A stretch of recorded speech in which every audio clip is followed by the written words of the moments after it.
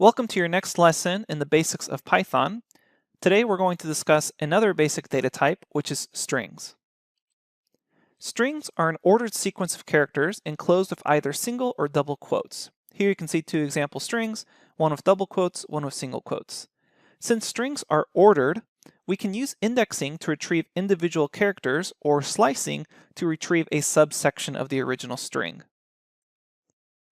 When we are saying the word ordered, that means there's actually a numerical index that relates to the position of every character. And the actions of indexing and slicing use square brackets, which we'll see many examples of later on.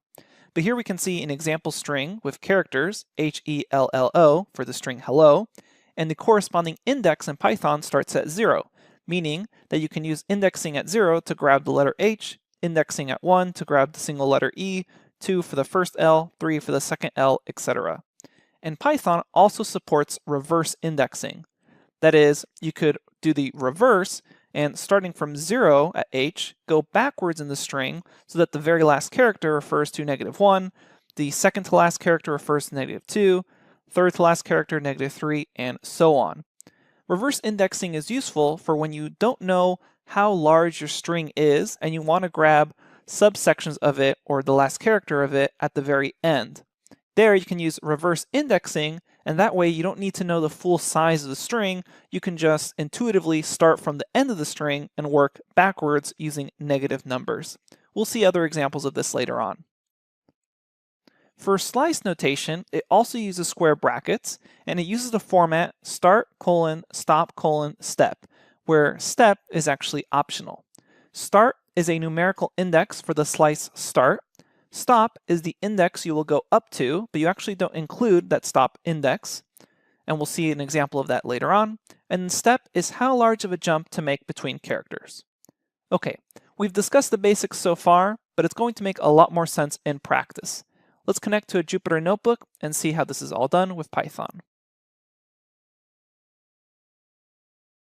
Okay, here we are at a notebook. Before we actually type out our first string, I want to remind you that for comments, you can use a hashtag and then type in whatever you want. And this is a comment. And if I run this, nothing is going to show up and no code in a comment will actually run. So you can do 1 + 1 here, run this, and you're not going to see any results. Anything with that hashtag in front of it is going to get ignored. Okay, now let's discuss strings. So hello. Here we have a string with single quotes, and we can also define a string with double quotes.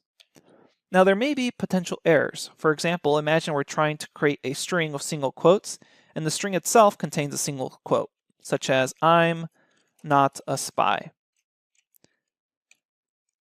Here we can see we've tried to enclose this string in single quotes, but the problem is this string already has a single quote inside of it. So there's a potential error here because Python's getting confused as where the start and where the stop of the string should be. So if you have this, it will report back an error, invalid syntax, because it prematurely ended that string. In order to avoid this, try to use another set of quotes to capture the inside single quote.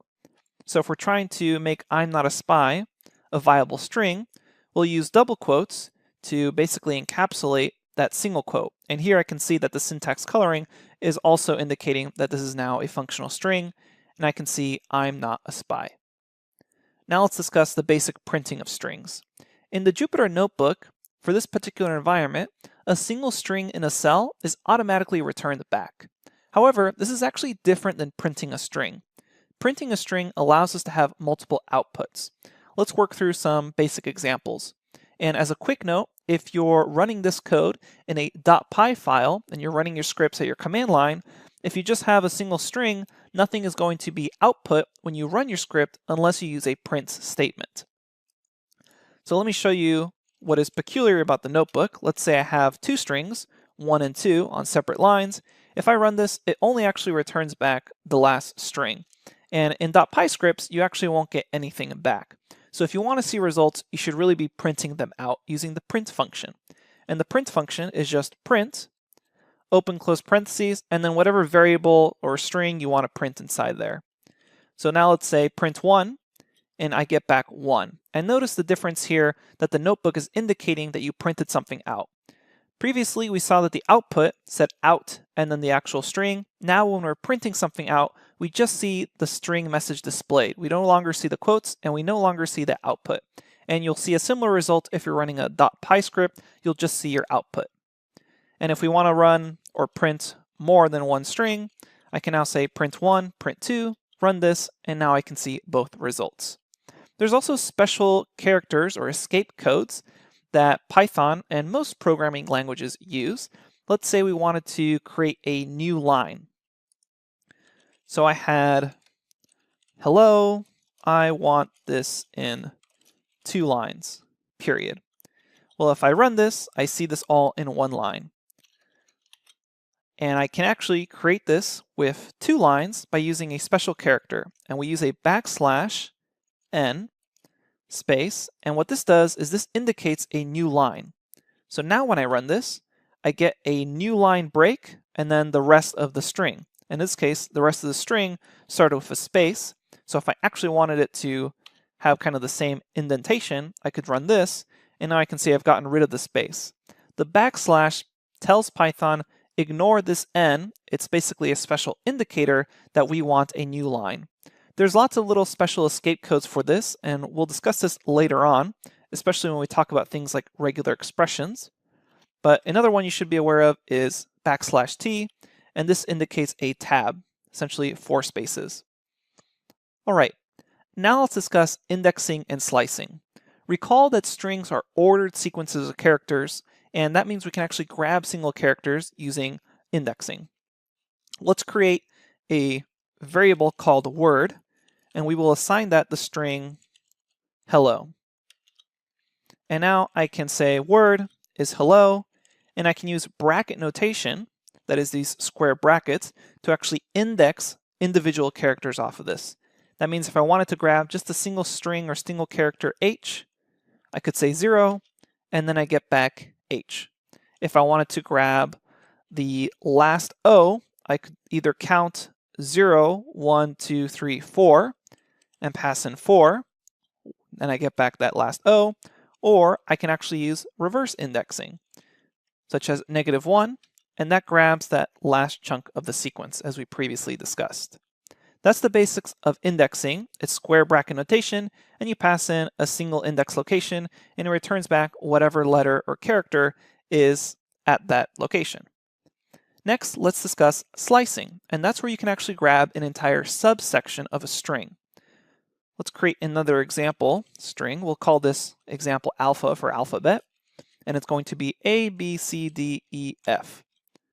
That way we can tell that there's a distinct order to this.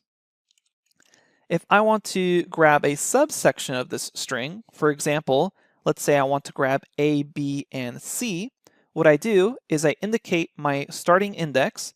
My starting index here is going to be at 0, so I will say 0, then I will say colon up to the last index. And this is where it gets a little tricky, and a lot of recruits have trouble with this particular step. You may think that you only need to say 0, 1, 2 in order to grab A, B, C. But the way Python works, you actually are going to say up to index 3 here. And then we can get A, B, C. And I know that can be a little confusing because we just mentioned that indexing starts at 0. So what's actually going on with this command here is we're saying start at 0 and go up to index 3. And by up to, they mean go up to it but don't include it. That means we get 0, 1, 2. So we go up to D, but we don't include D. And that's why for slice notation, it can be a little tricky at first to kind of wrap your head around this 0 indexing and going up to but not including. What's a little strange about it is that the starting index always includes that value at that index. However, for the stop index, it doesn't include that value. It goes up to it. Let's try to do a little more practice here. Let's say we want to grab just the letters C and D. So I'm going to start at index 0, 1, 2. So that's where D is, or C is. We'll say 2. And then I want to grab D. So I want to go up to, but not include character E. So that's going to be 0, 1, 2, 3, 4. So we will pass in 4, run that, and that's how I can get back C, D. For practice, try to create other subsections of alpha and see if you can do slice notation to grab them. You can even make alpha longer. Finally, I wanted to note some special versions of slicing where you don't indicate a start or a stop. If you want to just grab everything all the way to the end of a string, you can set your starting index position, let's say 2 for the letter C, and I want to grab everything all the way to the end. I can just say colon, and it will grab everything starting at index 2 all the way to the end. Similarly, I can do the same thing by saying colon, start at the beginning, and go all the way up to, but not including a particular index position. So colon 2 is going to start at the very beginning of the string and go up to, but not including index 2, basically returning back the characters at 0 and 1, which is A and B. Those are the basics of slice notation, and finally we can actually use the step to indicate how big of a jump we want to make from character to character. By default, the step size is 1, but you can adjust it with a third parameter in the slice notation. So if we take a look at what alpha is again, let's say I wanted to grab everything from index 0 all the way up to the very end, but I wanted to do it in step sizes of 2. So I wanted to skip every other letter. So go from A, take a jump of 2 steps to grab C, take a jump of 2 steps to grab E. To do that, I can say alpha, my starting position, my stop position, and then my step size. So if I say step size of 2, it returns back the string ace because it's essentially grabbing every other letter. So it goes from A, takes a jump of 2 to grab C, takes a jump of 2 to grab E. And that's start, stop, and step size for slice notation. Now let's move on to discussing basic string methods. Methods are essentially actions that you can call off an object, and they're usually in the form dot or period and method name open and close parentheses. Let's go ahead and explore these just a little further. I'm going to create a basic string. We'll say hello world. Run that cell. Make sure you run that cell, that way basic has been defined. So if I check basic, it's now defined as a string. I can say basic dot, and then in your Jupyter Notebook, you can hit tab here, and you'll notice a list of methods and also attributes, which we'll discuss later on. But basic methods allow you to affect or change the variable itself. Some of them are in place, some of them are not in place. And what I mean by in place is that some of them permanently affect the variable itself, others just show you and return a version of it that you would need to save to another variable. Let's start off with one of the basic methods we can do, which is .upper. And then we have open and close parentheses here. And if we run this, you'll notice back it returns uppercase version of the string, so hello world. However, this is actually not in place, meaning that if I check basic again, the change is not permanent. If I wanted the change to happen, I could create some new variable and then set that equal to basic dot upper, open close parentheses, and then that new variable would be hello world. And if I wanted the change to be permanent, then instead of just saying variable, I would reassign basic itself. But I'm not going to do that because we still want to play around with basic a little further. So if I check basic, it's still hello world. There's other methods such as .lower, open close parentheses, and it will lowercase everything. We can also do something called split, and this is a very common method, and it's going to lead us into our next lesson, where split splits on a particular string, or a particular character or sequence of characters. By default, it splits the string on spaces. So in hello world, there's a space here, and it returns back what's known as a list of all the characters that were separated by a space. We'll discuss this later on, but I want to show you just one more basic example here. So if I said basic split and I wanted to split on all the O's get removed from the string, and you get back everything that was in between those O's, including spaces here. Okay, so that's .split. It's a useful method, and it returns back a list, and the string is split on whatever character you define, and if you don't define anything, by default it's a space. We're going to discuss what lists are later on, so keep this in the back of your mind for the lesson on lists. Okay, that's all I want to talk about for now as far as basic methods. As a quick note, if you accidentally do something like this, basic.split, and you forget those open and close parentheses, you'll get back something that says, oh, function str split. That means you haven't actually called the function to execute or the method to execute. It means that you have just asked, what is this? And Python returns back, this is a function string.split. We'll discuss functions and methods a lot further in detail when we discuss object-oriented programming. For now, just keep in mind that variables, once they're defined, you hit a dot right after them, there's going to be a list of methods and attributes available to you. Finally, let's quickly discuss print formatting. And there's a dot format method off of a string. We've already seen the split method and the lower method. There's a dot format method that allows you to perform what is formally known as string interpolation, which is essentially inserting variables when printing out a string. Let's imagine that I have a username variable, and we call this recruit, and I have an action variable called just the string run. And I want to say the recruit runs. Well, unfortunately, I can't just do something like this. I cannot say the username action, otherwise I literally get out the username action. What we want to do is insert not these strings, but these actual variables and the values they hold. The way we can do that is with the dot format method.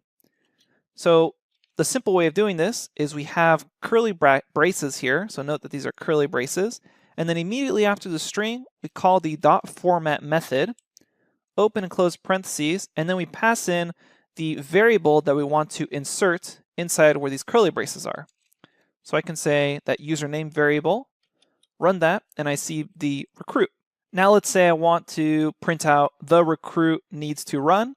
I can say the curly braces needs to another set of curly braces, and I'll just pass in these in order as expected.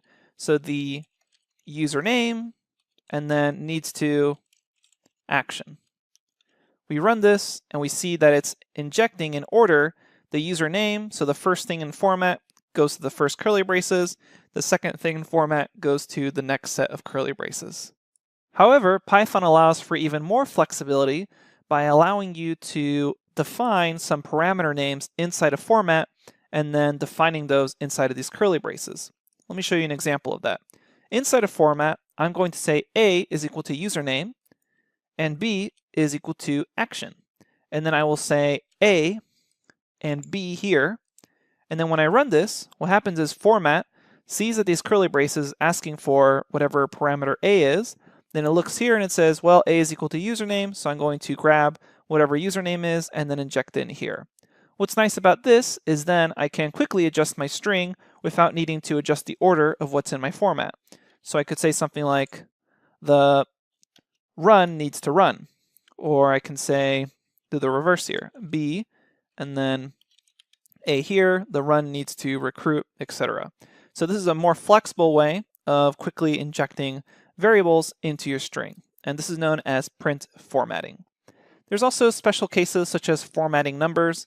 Let's imagine you have a number that's a very large floating point number, such as 123.6789, and we wanted to print this out. Well, I could say the code is curly braces, then say dot format, num, run that, and it prints back the entire number.